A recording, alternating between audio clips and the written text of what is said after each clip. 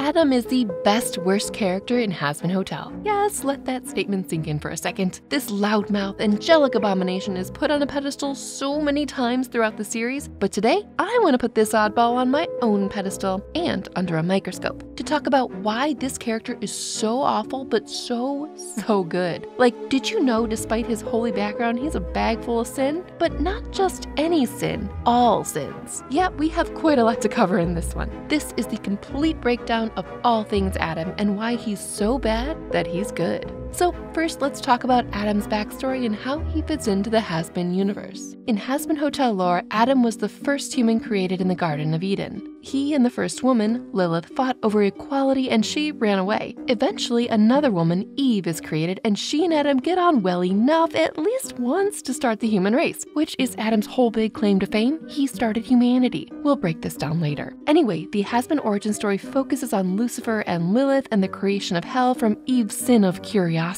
We come to find out that hell has become too powerful, so heaven sends down an extermination force to clear it out every so often. Once that origin story is over, Charlie meets with the angel in charge of said exterminations, who turns out to be the very same first man, Adam, which explains so much because he's obviously a clueless, chauvinistic, entitled a-hole and someone without actual sway in heaven. But there is something interesting. Adam is an angel. He's clearly already died, and by sole virtue of being the first human, he's wound up in heaven. And here's where things get interesting. Because Adam dies again at the end of the first season, does he go to heaven or hell? Neither. Serpentius was in hell but died again and went to heaven because of selfless acts. It would be really interesting to see Adam come back as not but a lowly demon in hell and rejoin the show. Anyway, I digress. Let's talk about what makes Adam annoying, but also a total hypocrite. I think my favorite thing about Adam, and how much he exhausts me mentally, is that this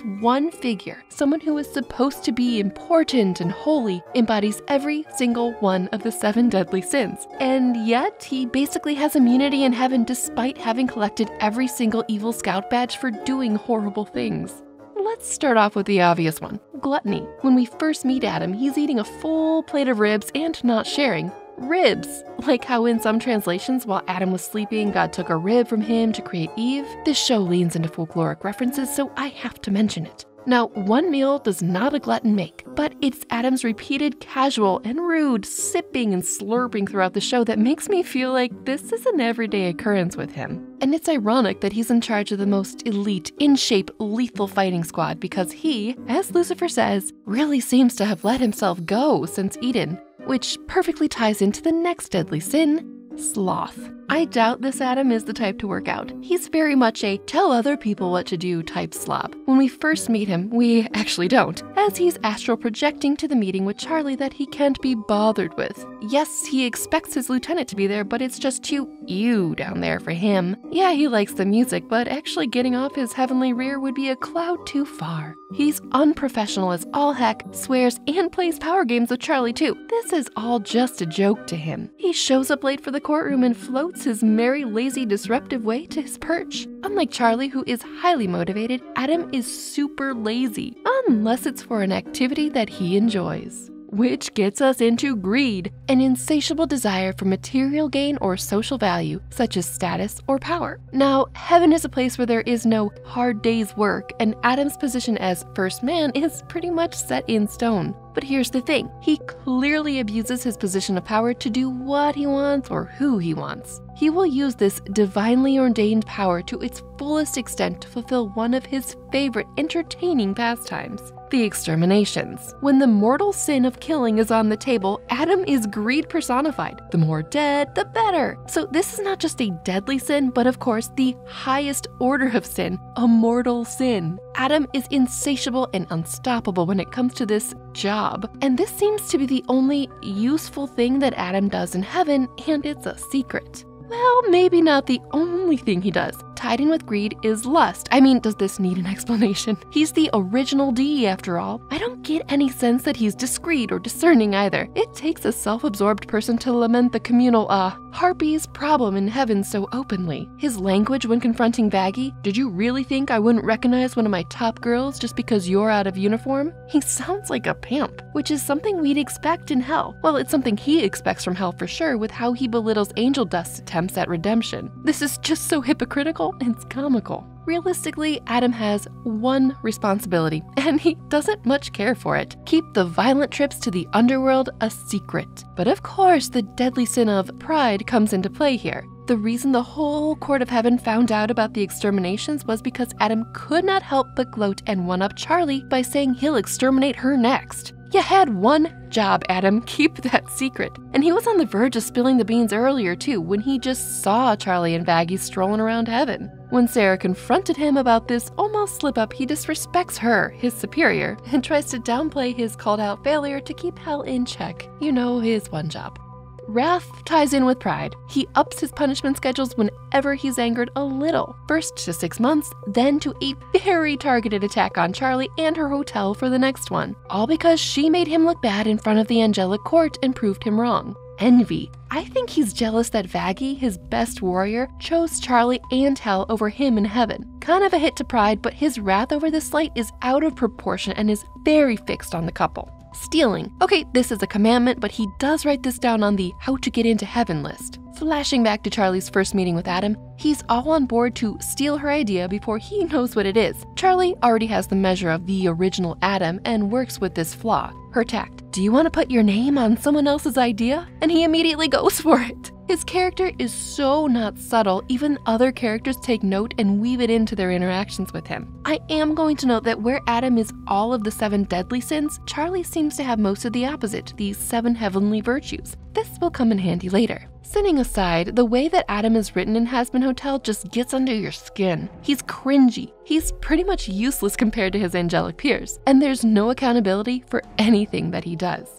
The bar is so low for this first man that when he fails, he always seems to fall upward, getting more responsibility and deadly power. Because angels don't make mistakes, I've never made a mistake in my effing life.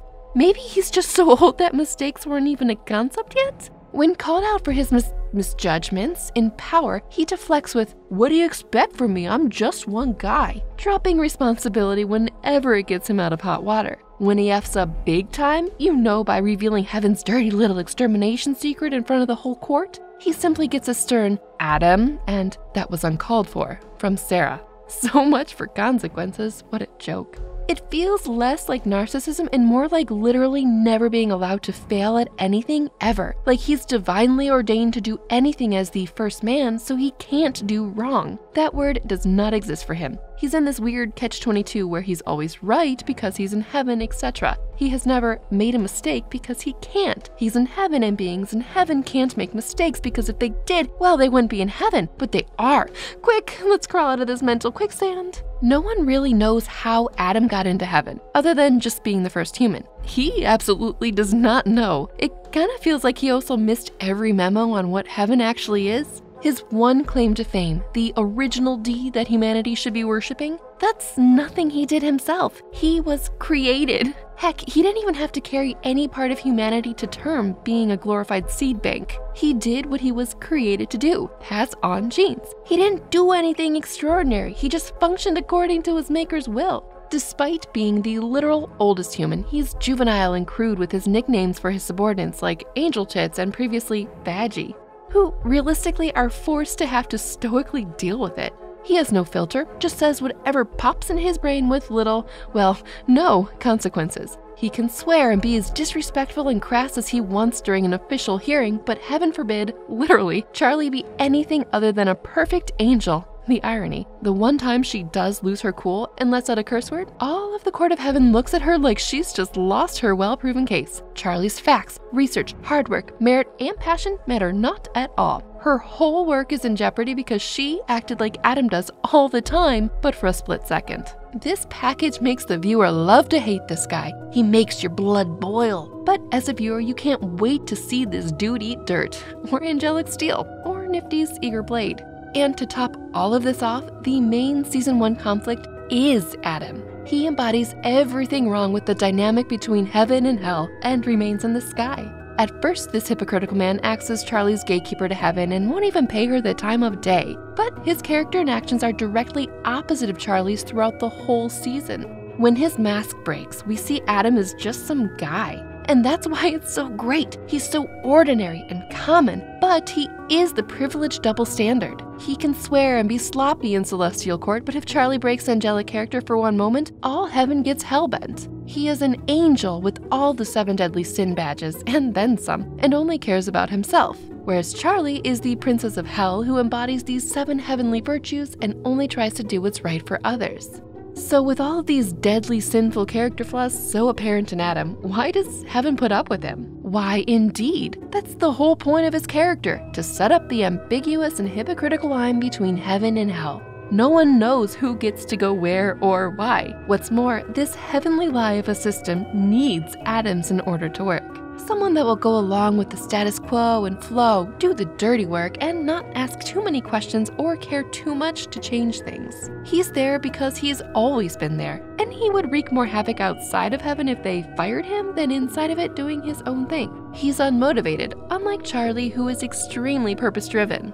The way Adam functions as the main conflict is similar to a few others. In Disney's simplified version of The Hunchback of Notre Dame, the main theme is who is the monster and who is the man. And this is set up between Claude Frollo, an upstanding and powerful man in the community who likes to hurt people and has some sinful dark desires, and Quasimodo, a reclusive hunchback who frightens all who see him, but who has more humanity than Frollo ever could. This also plays out in Beauty and the Beast, where handsome, charming Gaston acts like a boorish beast in his relentless pursuit of Belle, despite her clear nose. Directly opposite him is the childish, ugly Beast, who does learn and grow to be more mature and humane during the course of the movie, just as Gaston unravels and shows his true monstrous nature. Now, if Adam were remotely competent like Frollo or Gaston, he would be terrifying, but he's not. He just skates by, doing the bare minimum, messing up, and somehow getting rewarded for it. While Adam is completely repulsive in my eyes, he's honestly a great character because of how perfectly this big conflict is wrapped up in him. And it makes his ultimate defeat by a simple janitor nonetheless that much more satisfying.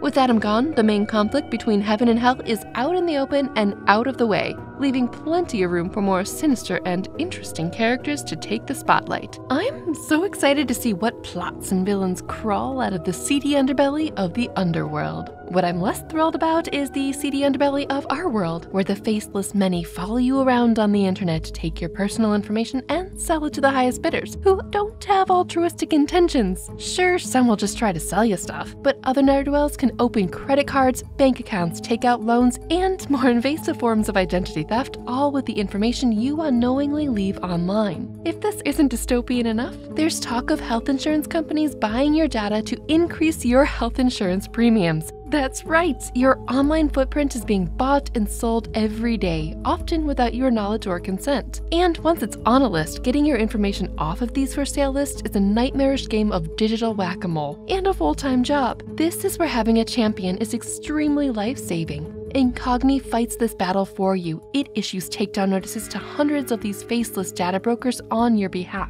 with whatever data you securely provide to Incogni. They take care of tracking the brokers, sending them your notices, and following up to ensure your information stays gone. There's so much to worry about in day-to-day living without worrying about the digital side too, so let Incogni take care of that for you. Use my code abitfrank for 60% off of an annual Incogni plan at incogni.com/abitfrank. Remember, if something is free, you are the product. Protect yourself and your information with Incogni. Thank you to Incogni for sponsoring this video. Now we can get back to pondering the seedy underbelly of the underworld with peace of mind. But what are your thoughts on Adam? Love him? Hate him? Will we see more of him? Let me know in the comments below. But thank you, friends and fiends, for checking in to this deep dive on Hazbin Hotel's Adam. Subscribe so you won't miss the next video, Cooking in the Cauldron, right now. Stay spooky. Goodbye.